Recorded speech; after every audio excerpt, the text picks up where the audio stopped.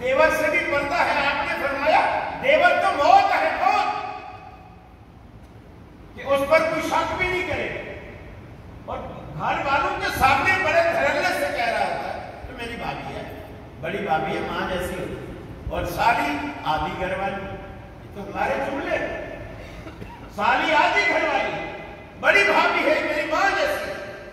اللہ کے حبیب فرماتے ہیں گھر والے اس پر اعتبار کرتے ہیں.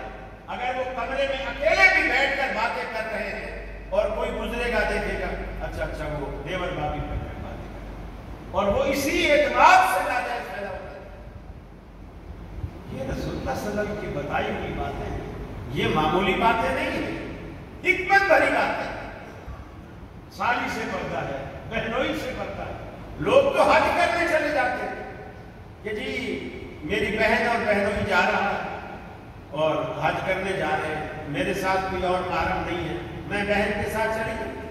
عورت محرم پانے ہی نہیں سکتی، اور بہنوئی اس کا ویسے محرم، اس کی تو وہ سالی ہے.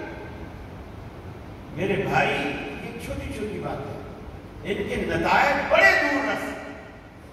آپ بچوں کی شادیاں کریں، ان کے لیے پردے کا اہتمام کریں، ان کے لیے گھر کا اہتمام کریں. میں یہ نہیں کہتا جوائنٹ فیملی سسٹم نہ ہو.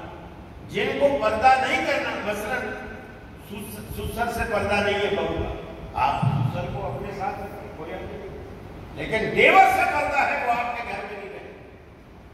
سالی سے پردہ ہے وہ آپ کے گھر میں نہیں رہے. لوگ کہتے ہیں میاں سالی سے تو نکاح نہیں ہو سکتا کیونکہ اس کی بہن اس کے گھر میں.